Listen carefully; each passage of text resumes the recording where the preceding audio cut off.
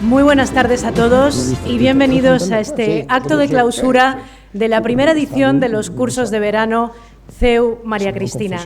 Para nosotros ha sido un auténtico privilegio poder estar estas 3 semanas en un enclave tan emblemático como este Real Centro Universitario Escorial María Cristina, y para dar comienzo a este acto invitamos a subir al escenario a don José Manuel Zuleta y Alejandro, general de división y director corporativo de Relaciones Institucionales de la Fundación Universitaria San Pablo SEU, que será quien además os presente a don Amador Enseñat y Berea, jefe de Estado Mayor del Ejército.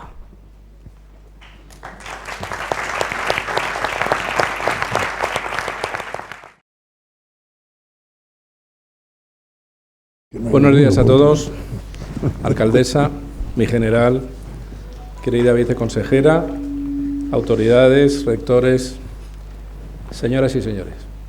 Procede hoy, como decían los escritos militares antiguos, clausurar estos primeros y, por qué no decirlo, exitosos cursos de verano CEU María Cristina de San Lorenzo del Escorial. Contamos para ello con un ponente de primerísimo nivel.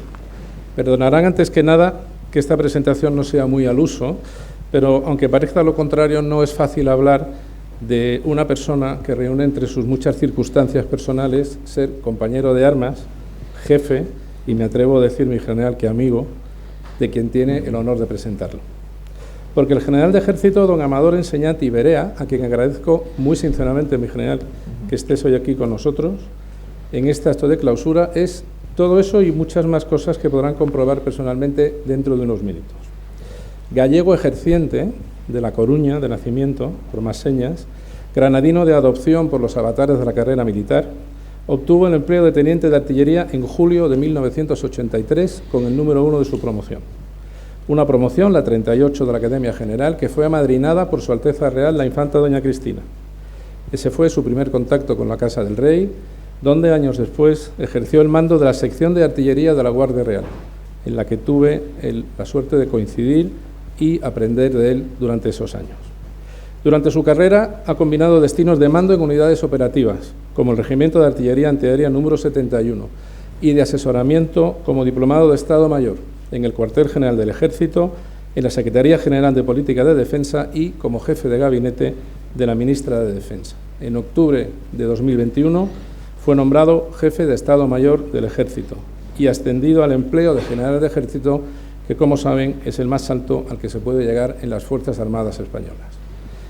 Ha estado desplegado en zonas de operaciones, entre otras en Bosnia y Herzegovina y en el Líbano.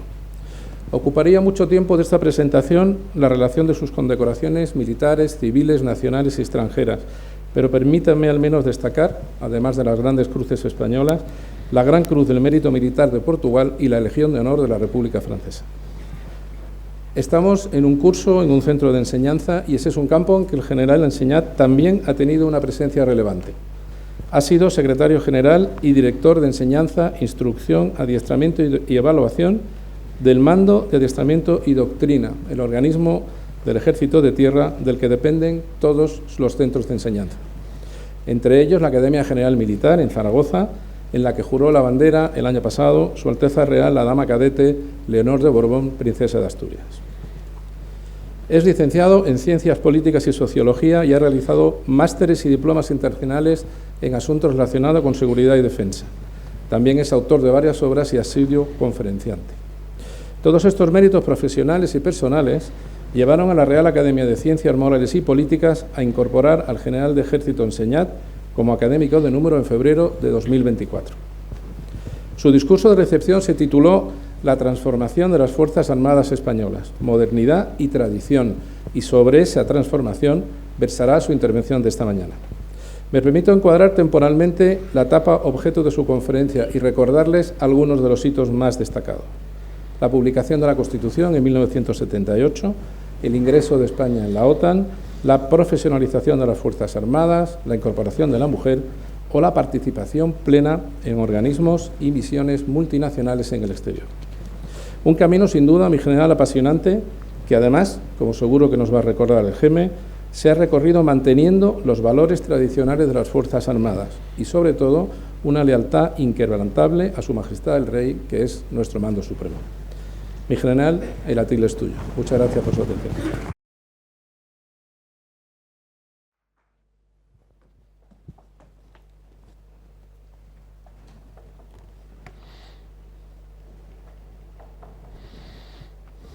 Alcaldesa, rector, viceconsejera, señor director de los cursos del CEU, de cursos de verano, el CEU Escorial, María Cristina, ministra, muchísimas gracias por haber venido y sobre todo permítanme expresar la satisfacción, pero también la enorme responsabilidad de estar a la altura ante su invitación.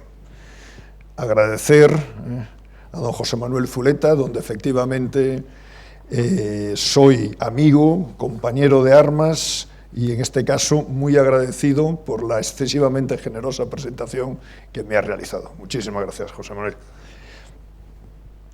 El título de la conferencia es Evolución de las Fuerzas Armadas desde la Transición, que también la podríamos haber titulado Desde la Constitución. Vamos a ver si me pongo aquí.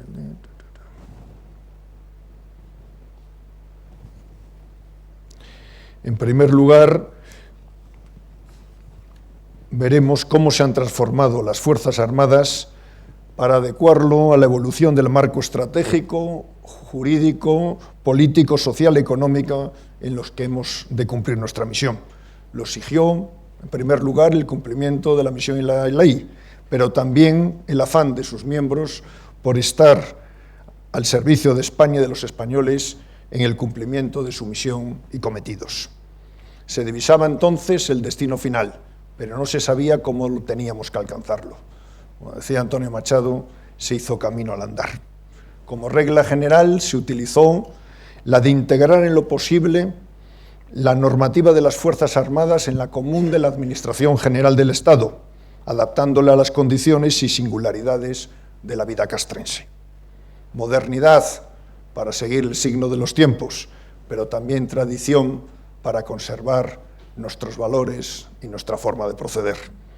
Todo ello para prestar un mejor servicio a España, para tener un preciso encaje en el ordenamiento constitucional y una profunda integración en la sociedad española de la que formamos parte y a la que servimos.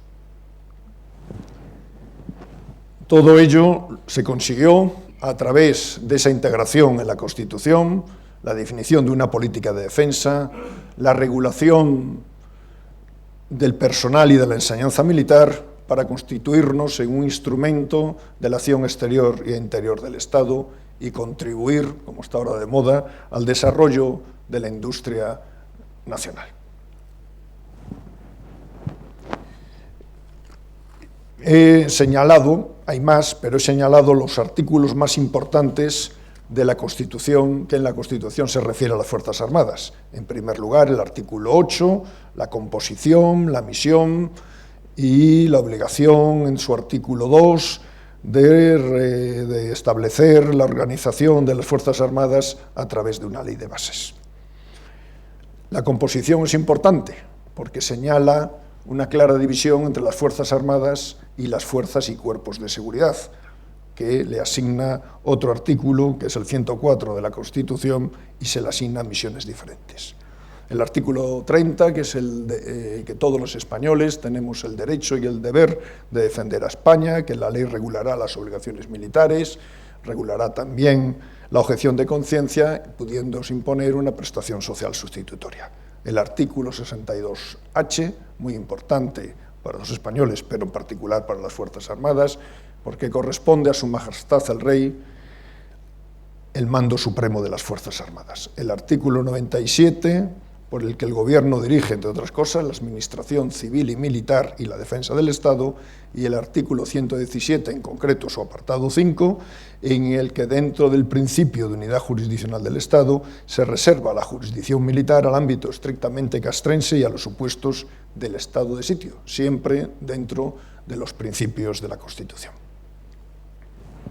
Por ello, para ajustarnos a la Constitución, tuvieron que hacer dos cosas. Por una parte, dar cumplimiento a ese artículo 8.2 de la Constitución y desarrollar esa ley de bases que fue la Ley Orgánica de Bases de la Defensa Nacional. Por otra parte, reformar la jurisdicción militar para hacerla conforme a los principios constitucionales. La primera Ley Orgánica de Defensa Nacional fue la Ley Orgánica 6/80, que dentro de muchas cosas buenas tuvo un defecto, que no definió de manera nítida la división de responsabilidades entre las autoridades militares y las autoridades políticas, dejando una cierta sensación y a veces creencia de una cierta autonomía militar.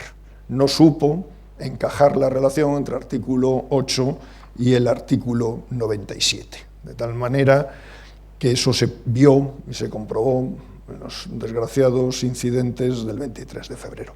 Por eso hubo de modificarse y en la víspera de la Pascua Militar se sancionó una nueva ley orgánica que modificaba la anterior para dejar bien claro cuáles eran las responsabilidades de las autoridades civiles y cuáles eran las responsabilidades de las autoridades militares.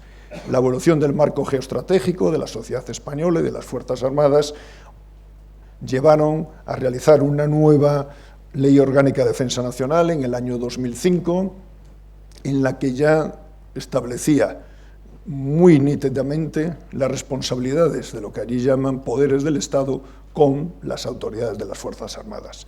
Se dan unas nuevas misiones, se establece una estructura de las Fuerzas Armadas y además se dan mayores atribuciones a las Cortes, en particular al Congreso de Diputados, en estas cuestiones.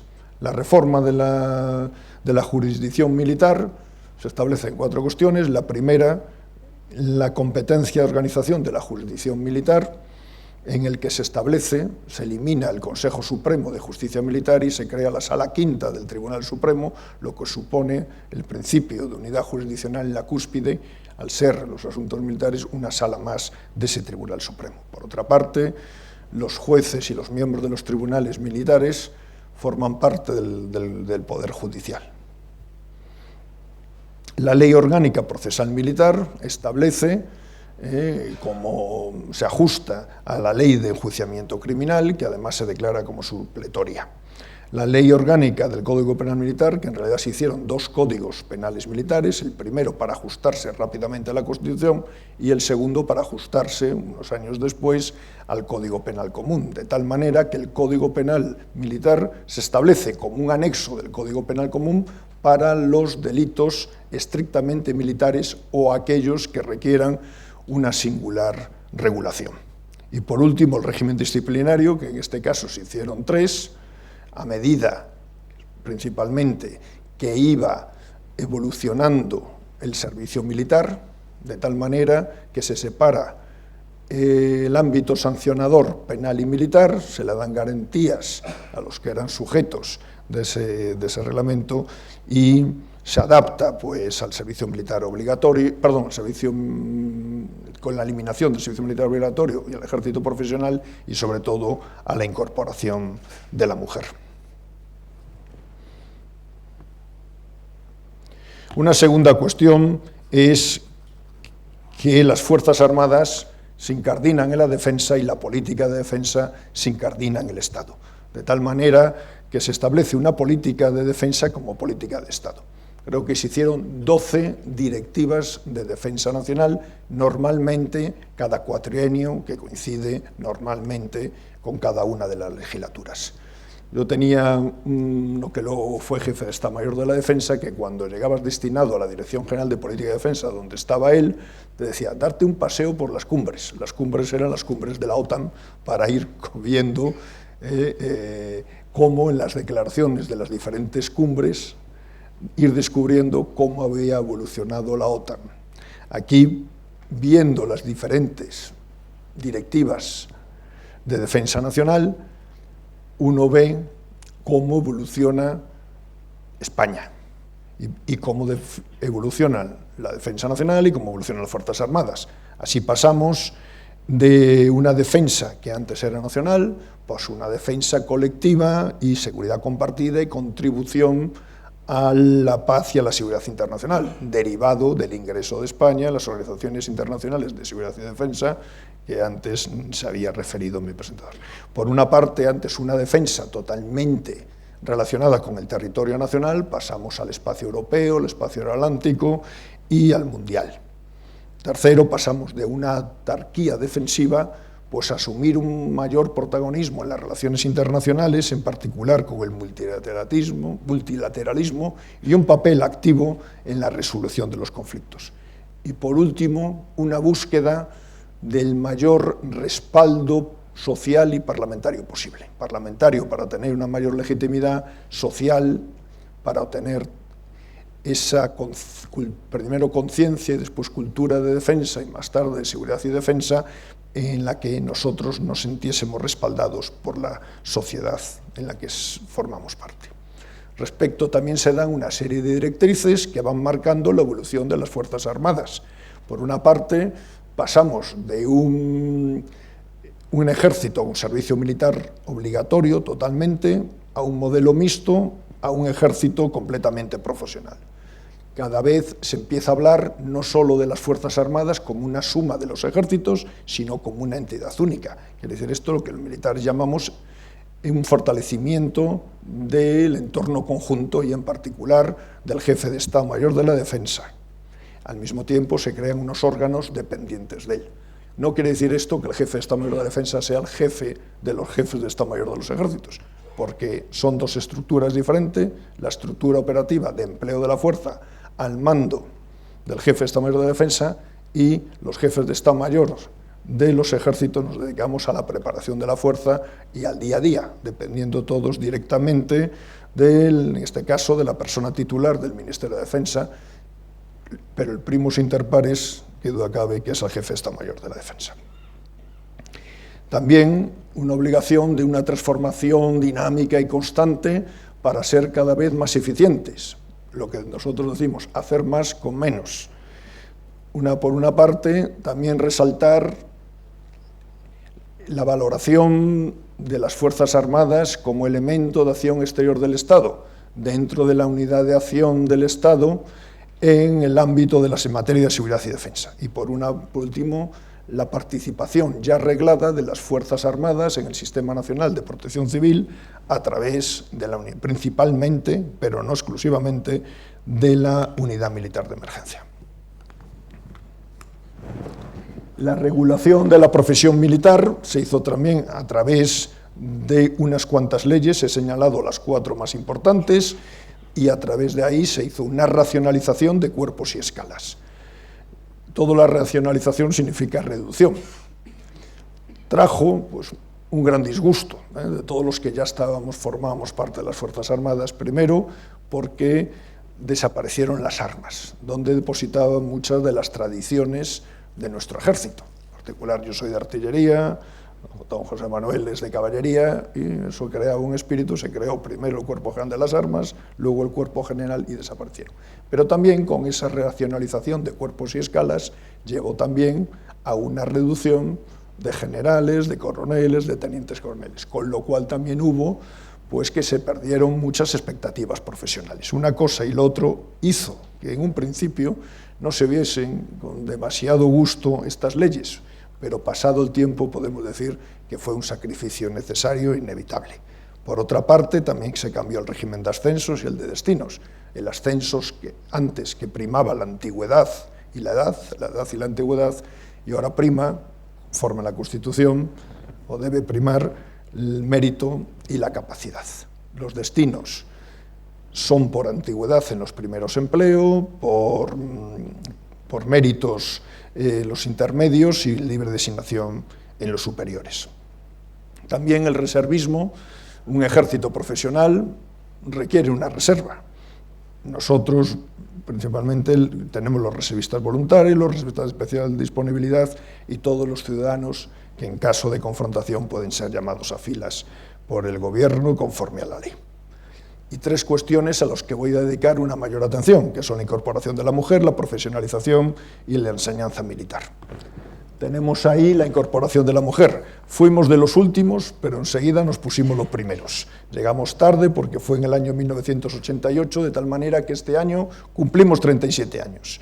De una manera rápida conseguimos un número de mujeres muy similar al de nuestros aliados y eliminamos todas las restricciones en los cuerpos y destinos a donde podían acceder, en una igualdad plena y efectiva de hombres y mujeres, y al mismo tiempo estableciendo medidas de conciliación personal, profesional y familiar. Aquí vemos efectivamente cómo va variando el número, que en muy poco tiempo nos pusimos casi al nivel que tenemos ahora, que es un 13,2%. No se trata ya solo una cuestión de igualdad de oportunidades, que también, y es lo más importante, pero también de una necesidad y conveniencia. Necesidad porque las Fuerzas Armadas no podemos renunciar al 50% o más de la población española. Y por otra parte, conveniencia, porque más allá de que las mujeres aportan mucho que los hombres solos no podemos pensar, por otra parte, en las operaciones de las que muchas que hemos tenido, que son operaciones contra insurgencia, en las que tenemos que ganarnos la corazón y mente de la población y transmitirlo a las nuevas generaciones, la mujer era la única que podía llegar también a más del 50% de la población donde llevábamos a cabo las operaciones. Y esas mujeres locales eran las que tenían que transmitir a los hijos si de verdad había que consolidar la paz y evitar la guerra en el largo plazo. Aquí también vemos las mujeres, vemos que también está desequilibrado por armas y por ejércitos. Llama la atención que el 40% de las mujeres de los cuerpos comunes son mujeres. Los cuerpos comunes son sanidad, jurídico, intervención, principalmente. El 40% de esos cuerpos son mujeres. El ejército de tierra es teóricamente el que menor porcentaje tiene, pero como todas las estadísticas son diferentes conforme lo miramos de distinta óptica, tenemos el 55% de las mujeres del ejército están en el ejército de tierra en términos cuantitativos, aunque en términos relativos son los que menos tenemos. Por otra parte, podemos ver abajo que hay más oficiales y más militares de tropa y marinería que suboficiales. También vuelvo a decir, ¿por qué ocurre que hay muchas más oficiales? Porque la gran mayoría de los miembros de los cuerpos comunes son oficiales y por tanto sucede eso.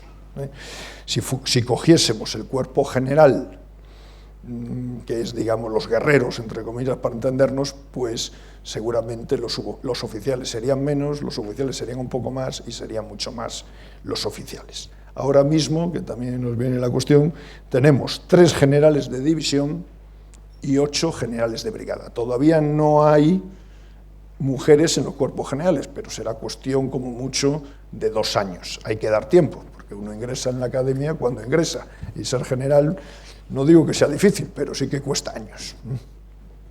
Respecto a la profesionalización, decir que se hizo en el año 1799, mediante la ley 1799, fue en 1999, y se intentó hacer para el 31 de diciembre del año 2002 y se adelantó un año. Fue necesario un nuevo modelo porque la calidad de lo que se reclutaba no respondía a las necesidades. Ese nuevo modelo vino de la mano de la ley 8/2006, que ofreció una relación temporal más prolongada, formación y acreditación de las competencias obtenida en el desarrollo de sus cometidos dentro de las Fuerzas Armadas, mejor reinserción laboral, incentivos económicos a su finalización y también, que duda cabe, ayudó que hubo una recesión económica en el año 2008, porque el reclutamiento es contracíclico.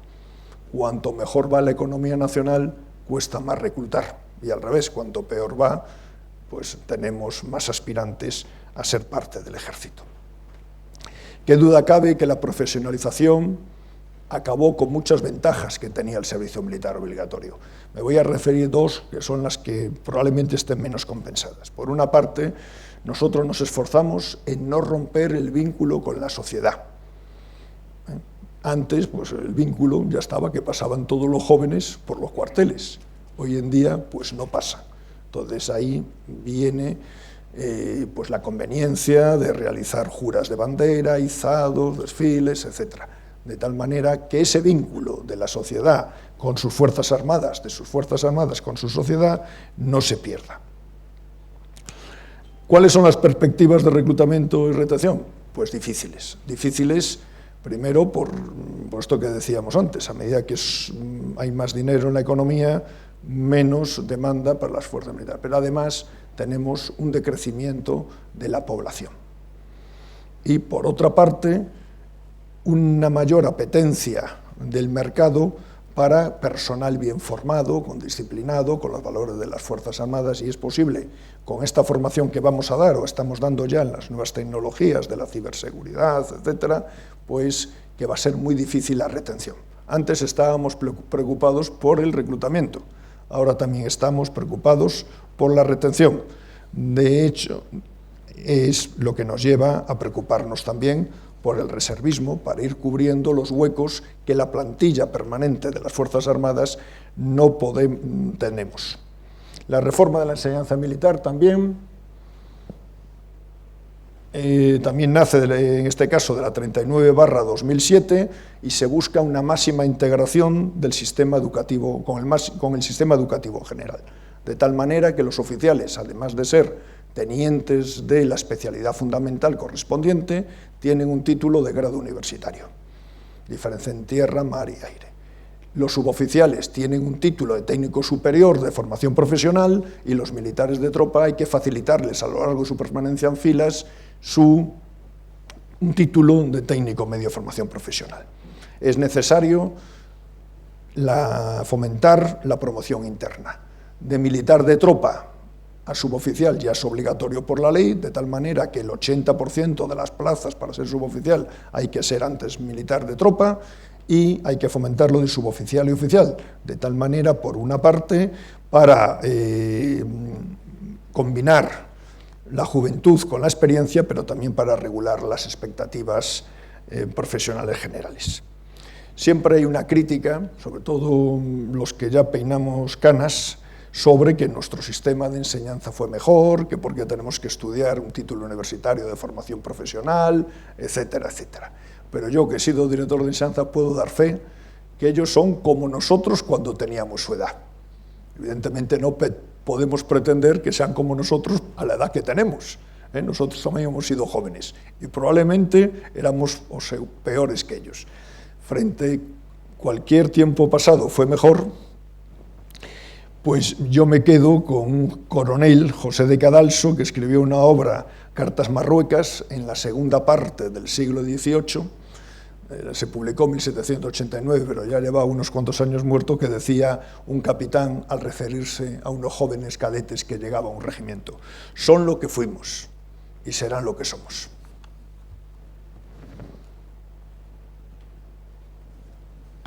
La Ley Orgánica 5/2005 de la Defensa Nacional acabó con una gran discusión sobre si el artículo 8.1 de la Constitución, donde aparece la misión de las Fuerzas Armadas, era una relación tasada o era una relación abierta. Las Fuerzas Armadas Españolas, España, siguió el mismo debate que las organizaciones internacionales de seguridad y defensa y más concretamente la de la OTAN. Era si se podían hacer misiones más allá, decía la OTAN, del artículo 5, que es la defensa colectiva, y si se podían hacer misiones más allá del área del artículo 6. Nosotros decíamos, ¿se pueden hacer misiones más allá del artículo 8? ¿Se pueden hacer misiones más allá del territorio nacional? Pues sí, esa no fue de un día para otro, fue evolucionando a través de la práctica y ya se recogió legalmente mediante una ley orgánica, en particular el artículo 15 de esa Ley Orgánica 5/2005, donde regula las misiones de las Fuerzas Armadas. Primero, como no podía ser de otra manera, la misión del artículo 8.1 de la Constitución. La segunda, la seguridad y defensa de España y de nuestros aliados en el marco de las organizaciones internacionales de seguridad y defensa de las que formamos parte, la estabilidad, la seguridad internacional y la ayuda humanitaria. Ya lo estábamos haciendo, pero lo estábamos haciendo por una interpretación del preámbulo de la Constitución, no por el artículo 8.1 de la Constitución. Y la tercera, contribuir con otras administraciones públicas a preservar la seguridad y bienestar de los ciudadanos en los supuestos de riesgo, catástrofe, calamidad y otras necesidades públicas. Unos meses antes se había creado la Unidad Militar de Emergencias. Y por último, proceder a la evacuación de residentes nacionales y, debido a los compromisos dentro de la Unión Europea y también europeos.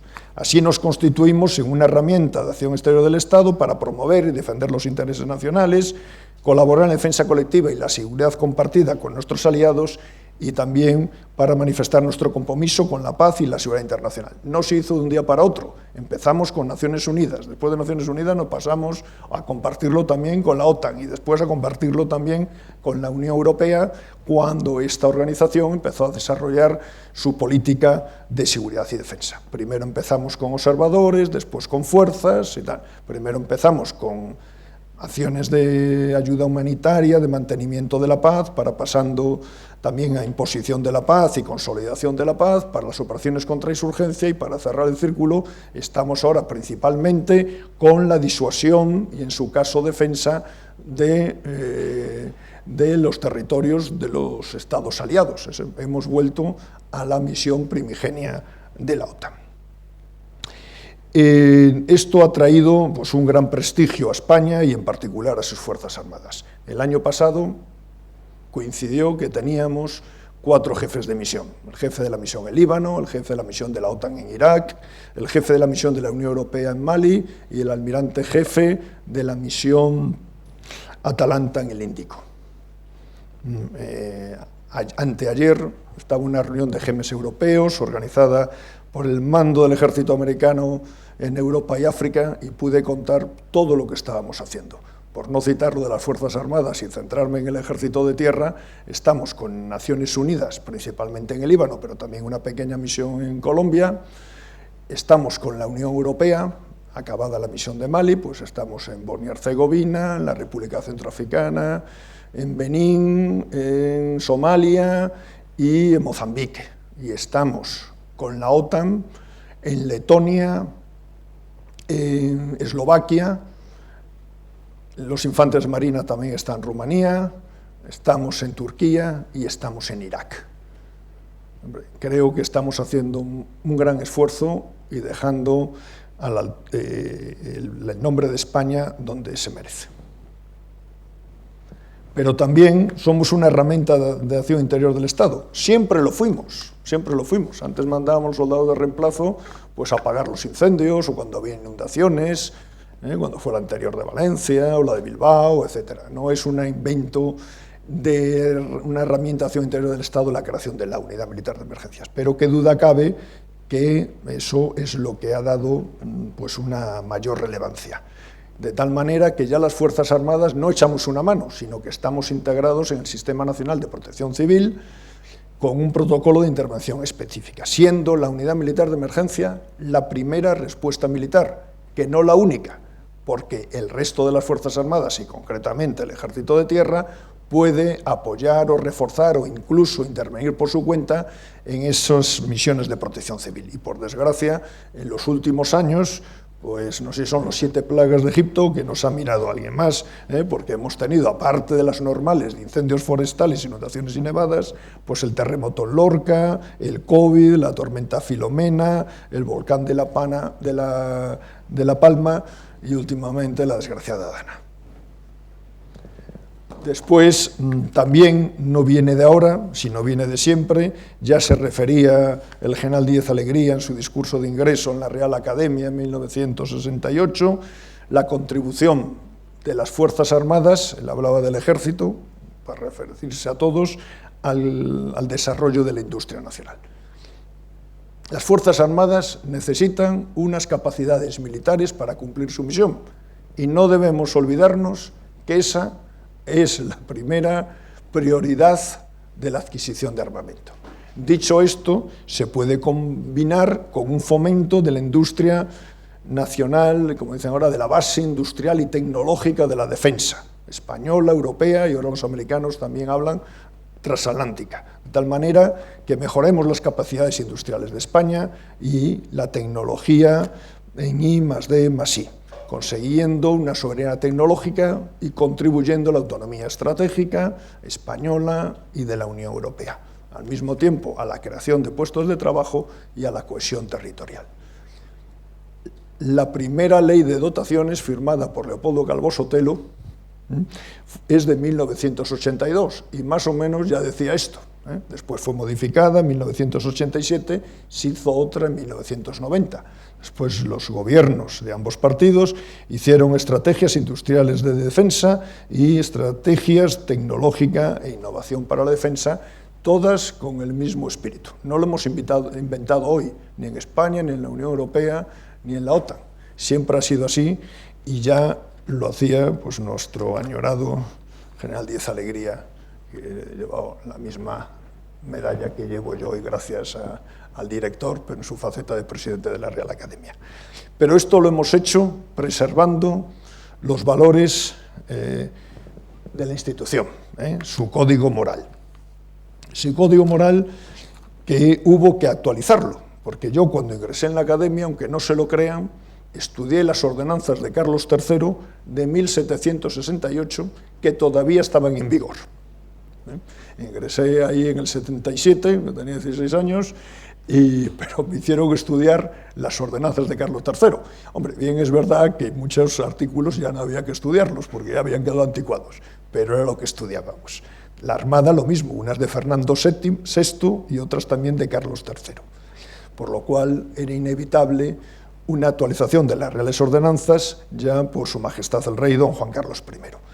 Como fueron a caballo de la Constitución, siempre había gente que creía que tenía una inconstitucionalidad superveniens. ¿Por qué? Porque regulaba los derechos y deberes de la población, que tenía que haber sido conforme a la Constitución por una ley orgánica, y en este caso era ley.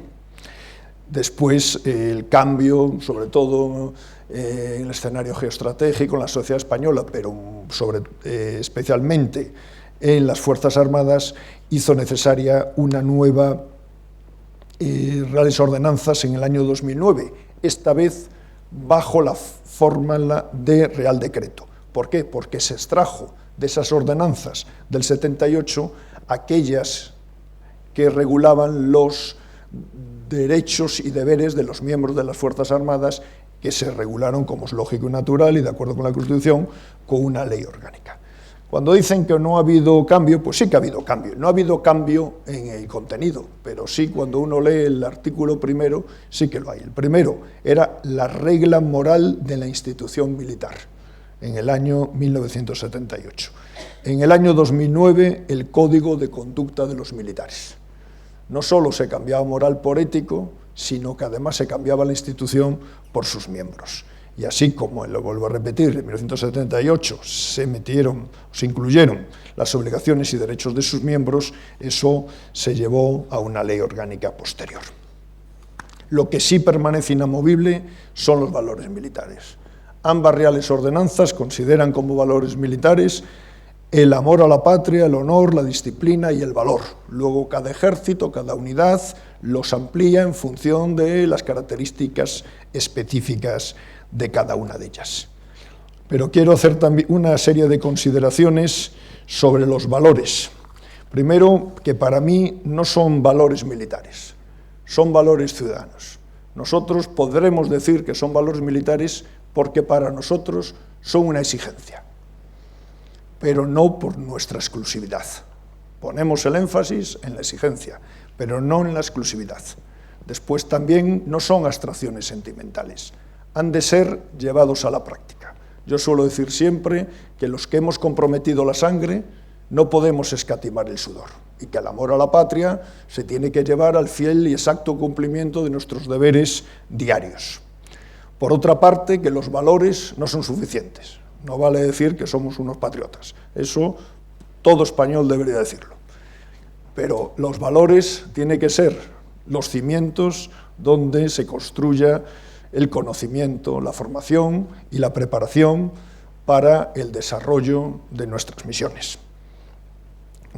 Don Miguel Herrero y Rodríguez de Miñón, asistiendo precisamente al juramento de la Constitución por parte de Su Alteza Real, la Princesa de Asturias, me hizo un comentario que luego lo reflejé, la importancia de la estética para reforzar la ética. De ahí nace pues, nuestra ambición de las formaciones militares, de los desfiles, de los izados de bandera, etcétera, etcétera. Es donde se ven esas características institucionales de las Fuerzas Armadas, que es una disciplina, unidad y jerarquía, a los que también se debe añadir la neutralidad política y partidista.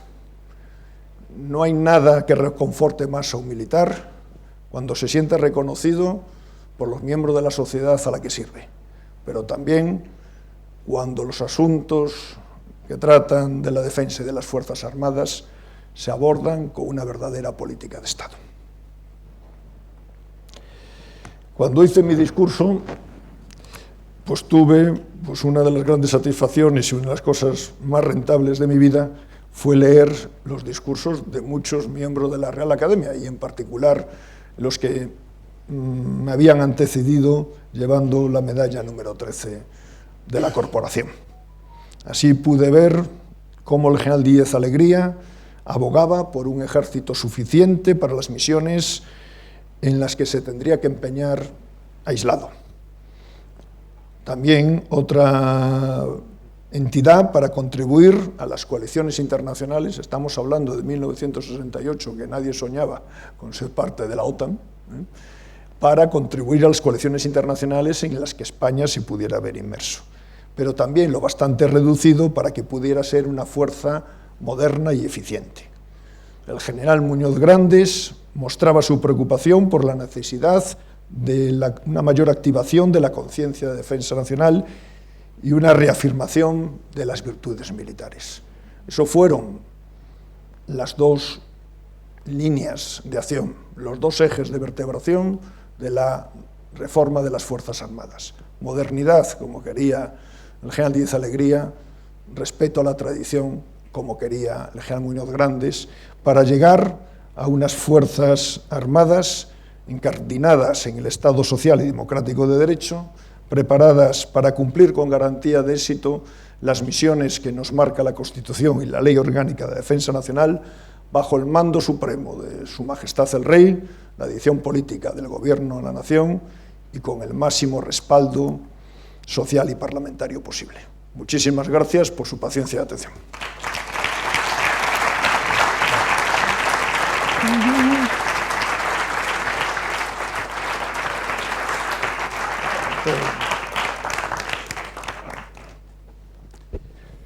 Muchísimas gracias, general, gracias por su ponencia y especialmente gracias por acompañarnos en este acto, un acto en el que celebramos y además pretendemos recordar todo lo que hemos vivido a lo largo de las últimas 3 semanas. Muchos de los que estáis esta tarde con nosotros nos habéis acompañado también en los distintos cursos que se han celebrado desde el 30 de junio y para resumir lo que hemos vivido juntos y sobre todo para celebrarlo, os queremos presentar un vídeo en el que se resume todo esto en muy pocos minutos.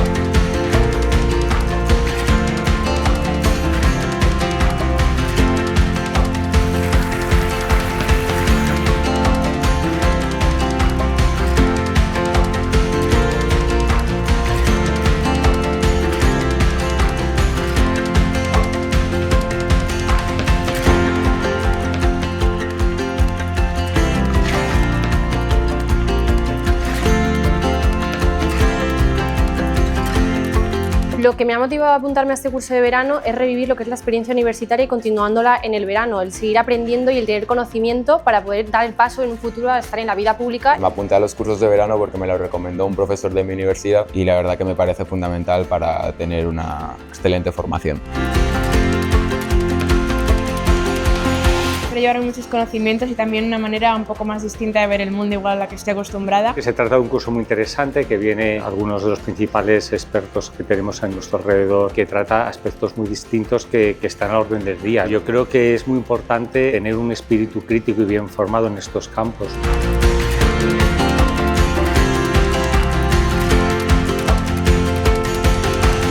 Tuve la suerte de conocer a Robert Kaplan, nos hizo un resumen increíble sobre el estado geopolítico del mundo. He conocido a mucha gente interesante en estos cursos, entre ellos pues he tenido la oportunidad de hablar con diferentes ponentes y la verdad que son todos excelentes profesionales de los que cualquiera podríamos aprender un montón.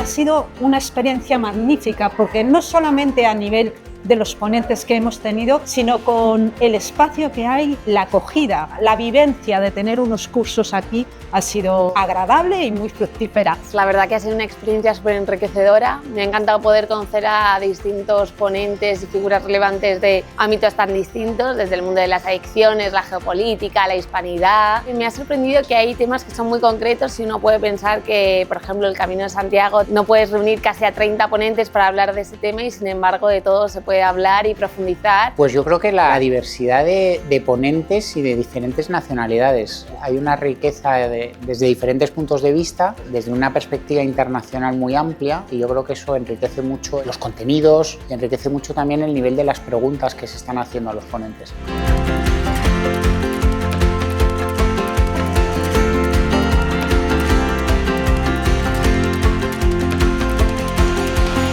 Si pudiera describir los cursos con una única palabra, sería multidisciplinar. Prometedor, muy prometedor sin duda. Sorprendente. Apasionantes. Primero, impresionante y segundo, enriquecedor. Generosidad, generosidad con el conocimiento. Increíble y por otra parte enriquecedores. Conexión entre Hispanoamérica y entre España, volver a nuestras raíces, a nuestros orígenes.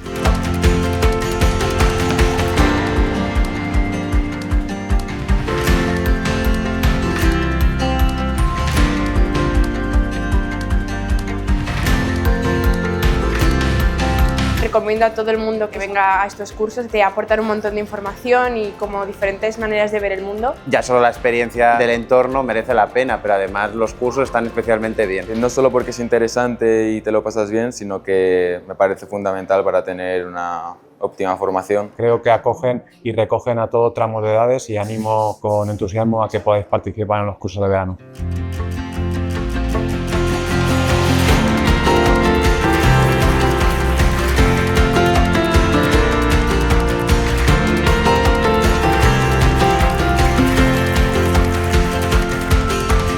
Nos vemos el año que viene. Nos vemos el año que viene. Nos vemos el año que viene. Nos vemos el año que viene. Nos vemos el año que viene. Nos vemos el año que viene. Y nos vemos el año que viene. Y ahora sí, para clausurar oficialmente esta primera edición de los cursos de verano CEU María Cristina, invitamos que suba al escenario a don Benigno Pendas García, el director de los cursos.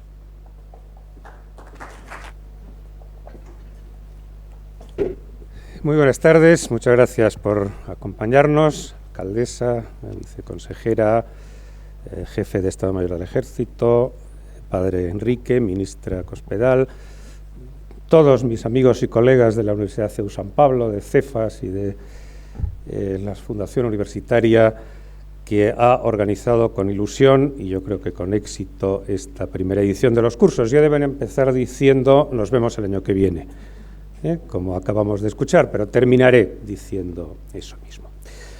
Bueno, concluimos hoy efectivamente esta primera edición. Debo decir que a mí me embarga un sentimiento doble y en cierto modo ambiguo, ¿no? Por una parte, satisfacción. Ha sido, desde luego, todo un éxito.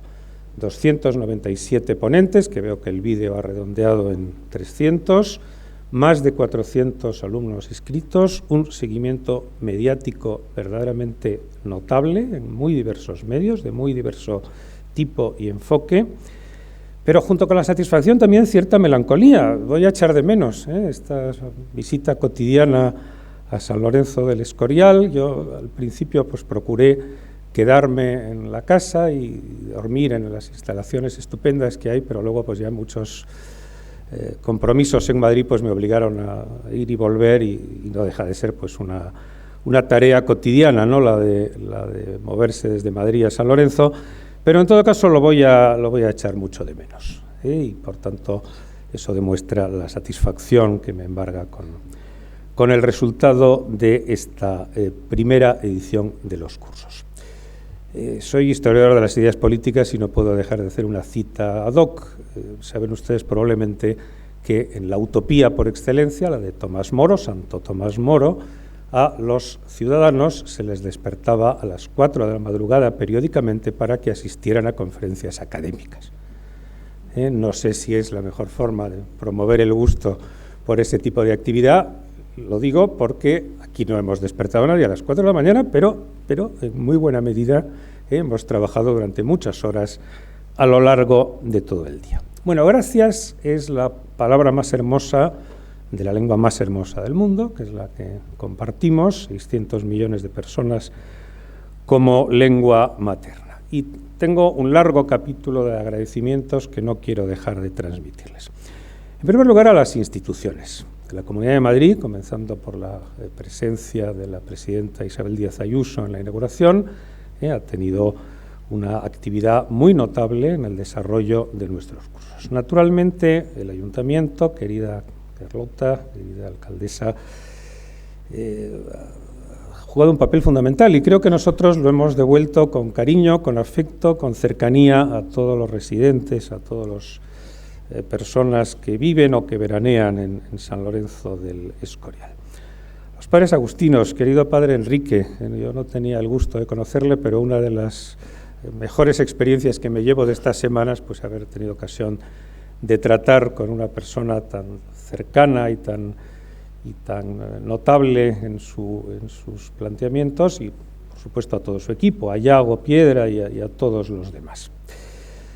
¿Qué voy a decir de la Fundación Universitaria San Pablo CEU? Nuestro presidente está hoy con el patronato en León, no es mal sitio, en el hostal de San Marcos, no es mal sitio, y no puede acompañarnos. Pero sí que todo el equipo, básicamente de CEU Cefas, empezando por mi colega y amigo Elio Gallego, ha estado y ha sido parte fundamental en la organización de los cursos. Yo quiero mencionar nominativamente, y me dejo unos cuantos, por supuesto, a Eduardo Puig de la Bellacasa, a Fernando Anistal, a Lucía Vallejo, a Laura Perdomo, a Carmen Cardoso, a todos los de prensa, a todos los que han trabajado, digamos, para poner a disposición del público nuestras actividades, que han preparado este estupendo vídeo final.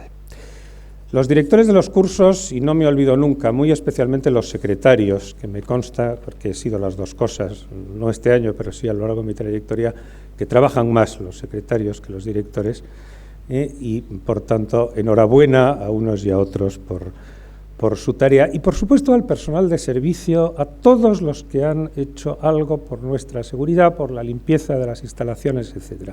Todos los oficios son infinitamente dignos cuando se realizan con el espíritu de hacer bien las cosas, la perfección adecuada a la especie, que decía Santo Tomás, y que en definitiva pues permite a todos una convivencia, digamos, muy positiva a lo largo de estos días. Por supuesto, mi gratitud a los ponentes. Hemos tenido, no diría los 300 mejores, pero a 300 entre los mejores. Solo por citar al primero y al último, en orden puramente cronológico. El primero fue una celebridad internacional, Robert Kaplan, que además me consta que se llevó un recuerdo estupendo de esta jornada. Y acabamos de escuchar pues, a Amador Enseñat, al general de ejército, que es un militar ilustrado, es un académico, miembro de nuestra Real Academia de Ciencias Morales y Políticas, y es un gran amigo. Hemos trabajado, hemos disfrutado, hemos tenido actividades complementarias, yo creo que de mucho interés, música, el grupo La Folía, en la inauguración nos dio un concierto estupendo de música española, hispanoamericana, sobre todo de la época del barroco, la Escola Antica, que no pude estar, pero me consta que fue estupendo. Hemos tenido cine, magnífica e ilustrativa película, La Infiltrada, visitas institucionales, entre otras al cuartel general del Ejército, y un largo etcétera. Los temas los han visto ustedes muy bien resumidos: líderes políticos de primer orden, cuestiones de carácter social, de carácter económico, de carácter institucional. Yo quiero destacar el curso dedicado a la corona, porque estoy seguro de que compartirán ustedes mi reflexión, la función ejemplar de Su Majestad el Rey en el cumplimiento de sus deberes constitucionales, de su condición de titular de la corona en un Estado social y democrático de derecho, en una monarquía parlamentaria, es un impulso para todos nosotros en la línea de lo que antes les transmitía: hacer las cosas bien cada uno en el marco de sus obligaciones. Hemos hablado de Fuerzas Armadas, de arte, de lengua, de cultura, de pensamiento, de Estado de Derecho, como no, de religión. Si me permiten un momento particularmente emotivo, lo fue para mí, pues Víctor García La Concha, que es una de las más grandes personalidades españolas, en fin, que no ostenta nada menos que el Toisón de Oro, se emocionó en el curso dedicado a la corona, se emocionó hasta saltarse las lágrimas cuando recordó la llamada del rey don Juan Carlos para transmitirle que había tomado la decisión de concederle el Toisón. Y así otros muchos momentos emotivos e interesantes.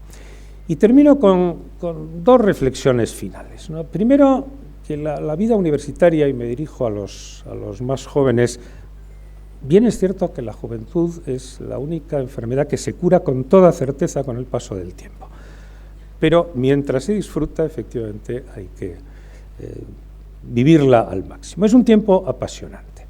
En la universidad no se trata solo, que también, de estudiar una asignatura, de aprobar unos exámenes, de obtener un título, sino también el aprendizaje de una forma de ser, aprender a ser, del espíritu, la cultura.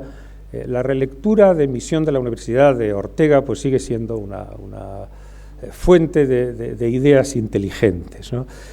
En la época universitaria normalmente toma uno decisiones trascendentales para su vida. ¿Qué voy a ser? Y con alguna frecuencia también, ¿con quién voy a ser? Y por tanto es tiempo para disfrutarlo. A mí me gusta citar, probablemente lo hice, no lo recuerdo ahora en mis palabras, el día de la inauguración, la inmejorable definición de la universidad que está en la partida segunda del Código de Partidas del rey Alfonso el Sabio. La universidad es ayuntamiento de maestros, de escolares, que es fecho en algún lugar, vaya lugar, San Lorenzo del Escorial, con la voluntad e intención de aprender los saberes. En algún lugar, pero no dice en algún tiempo, es decir, que le vale lo mismo el invierno que el verano. Para quienes somos vocacionalmente profesores, la vida universitaria no es un trabajo más que se termina y uno deja de lado, sino muy al contrario, es una oportunidad para disfrutar cada día de la propia vocación. Y la segunda reflexión se refiere a nuestra vida nacional, a nuestra época complicada en la que nos toca vivir en España y en el mundo, pero es una época apasionante. España es una gran nación histórica, naturalmente que tiene problemas, como los demás, muchos y serios, como los demás, pero tenemos muy especialmente una calidad de la vida, un tono en la relación humana envidiable, y que hay que cultivarlo. Hay unas páginas también brillantes, citaba antes al maestro Ortega, pues ahora al discípulo Julián Marías, ¿no?, sobre la grandeza de las relaciones humanas en la vida española. Y aquí creo que lo hemos conseguido, es decir, si me preguntan de qué estoy más satisfecho del desarrollo de estas 3 semanas, es de que no me ha llegado noticia de ni un solo incidente, sino que todo han sido buenas palabras, satisfacción, amistad, cercanía, y cuando ha habido pues algún pequeño problema, pues se ha solucionado. Tenemos ya planes para el año que viene, contado esta mañana, mirando la agenda, tengo ya 5 ofertas de cursos para el año que viene, así que quien quiera organizar algo, que no deje de avisar pronto, porque si no se nos va a agotar el cupo, o a lo mejor aumentamos el número de cursos, las autoridades de la Fundación decidirán. Reitero la palabra gracias, la más hermosa de nuestra lengua, y termino pues con la fórmula ritual. Quedan clausurados los cursos de verano CEU María Cristina en San Lorenzo de El Escorial en su primera edición. Nos vemos el año que viene. Muchas gracias.